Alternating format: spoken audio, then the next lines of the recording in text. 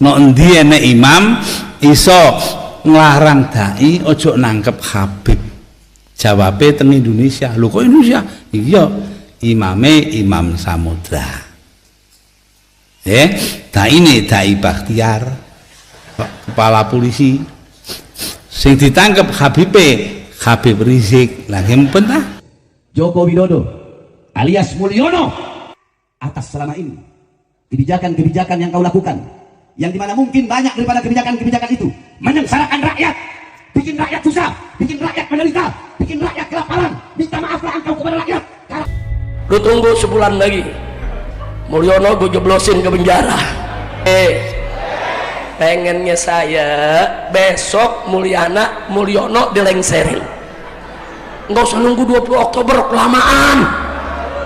Betul? Betul? Besok lengserin.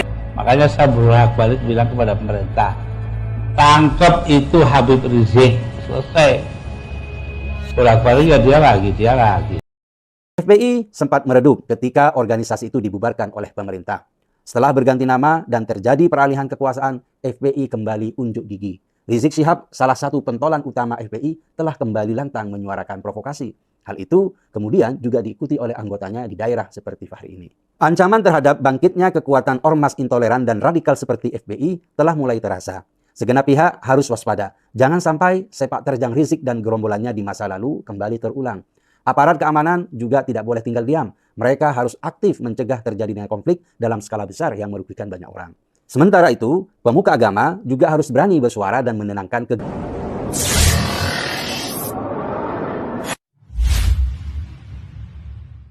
Mengetahui yakin bahwa ilmu itu agama.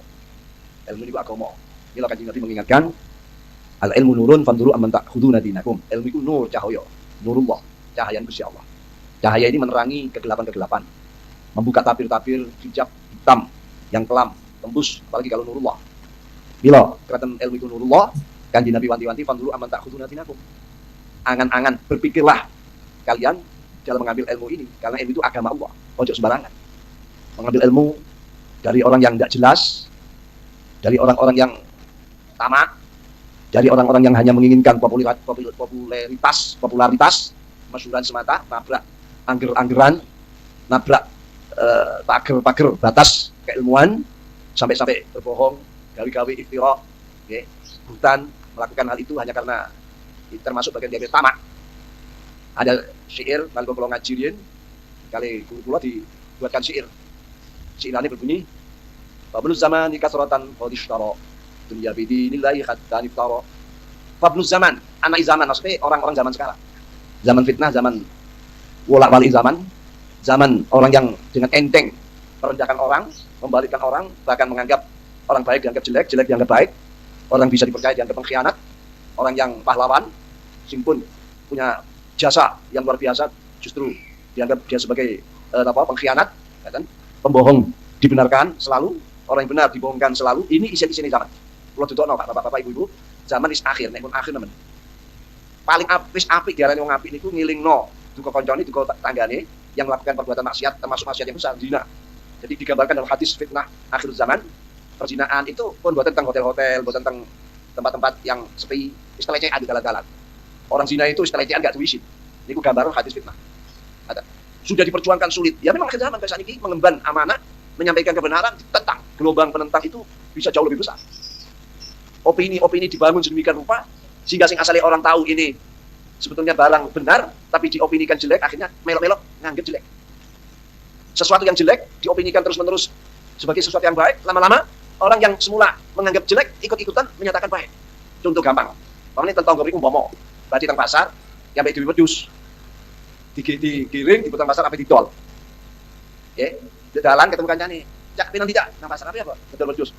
Oh, asumu kape kok dol yo. Wedhus ya nang asu. Jelas wedhus kok asu. Wes gak digubris mlaku maneh. Ketemu maneh tiang. Lho cak pinang ndi? Yang itu iki dodol wedhus. Dodol wedhus ku asu ya. Dua sudah mengatakan asu, padahal wedhus. Akhirnya terus melanjutkan ketemu ambek wong maneh. Sampe tapi dodol asu ya. Wedhus iki wedhus, asu ngono. 3 orang mengatakan anjing semua, padahal wedhus. Akhirnya mikir gitu, lah ya sing tak kirim asu apa wedhus. Akhirnya ragu-ragu nih situ ini. Ojo-ojo asu temenan nih, lalu kami ngomong asu. Jangan-jangan saya sudah rabun penglihatan, wis keliru, sing mesti asut anggap wedhus, wis balik ae. Gak situ terpengaruh ya Mbak itu. Zaman saiki.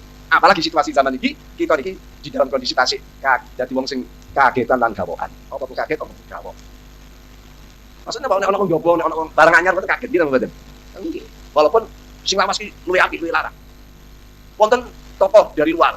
Wah, bintang film. Padahal ndok kene ana bintang film misalnya. Luwih hebat. Tapi karena iki orang keluar, mulai biyen niku nek wonten produk-produk luar negeri, niku kabeh walaupun elek, nang niku luar negeri. Ngalahno sing dalam negeri. Makanya akhirnya Mas Pian itu tetaplah produk, cintailah produk Indonesia. Lalu kenapa menang kita ini? Itu gambaran orang yang suka kagetan dan galau. Makanya nadomen wau, waktu zamani kasrotan kau disyawa dunia bidinillahi khatan parah. Saiki zamannya anak-anak zaman saiki, generasi muda bahkan generasi tua, sudah banyak memperjualbelikan agama dengan dunia, dengan pangkat, kedudukan, dengan keviralan, dengan kemasyhuran, dengan ini, dengan ini. Pokoknya apa seperti masyhur, ngomong elek-elek seperti masyhur, bujuk-bujuk seperti masyhur, gawe-gawe seperti masyhur. Saat itu zaman kata nih parah, juga gawe-gawe, buat-buat, karena dalile, didelek-delek dalil, bolak balik niki zaman. Pun zaman pun kaget, jangan kagetan, ojo gawo, nek kaget dan gawo, musik gawe-gawo, pasti kita akan terpengaruh. Kenapa? Posisi orang yang kaget dan gawoan itu lemah, akan mudah diwarnai, mudah dimasuki. Pun gak ada contohnya, termasuk contoh rali-rali NASA dalam kata juga. Ngamun mawon tiang-tiang itu. Hanya karena ingin di samping di belakangnya ada jeragane. Jeragane wonten. Jeragan sing ngoten niku sing nasab digawe ancur-ancuran. Bapak Kapolda Jawa Timur cerita kula. Siapa jeragannya di belakang? Jenderal-jenderal. Itu untuk apa itu? Untuk mengajul atau untuk mengalihkan situasi keadaan? Jenderal. Bune Polres Tilpuli nek iki ape ngisi amankan. Gak ada daerah yang jebol.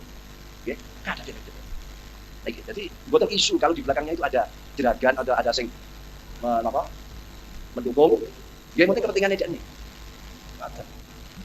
Belum menusul tuh. Pokoknya ngundang iki bahas masalah nasab misalnya, baik yang satu lawannya, baik yang ini sama-sama tidak, jangan diberikan. Kalau bakal apa? Akan terjadi kekhawatiran, kisrulan. Oke, terjadi keributan.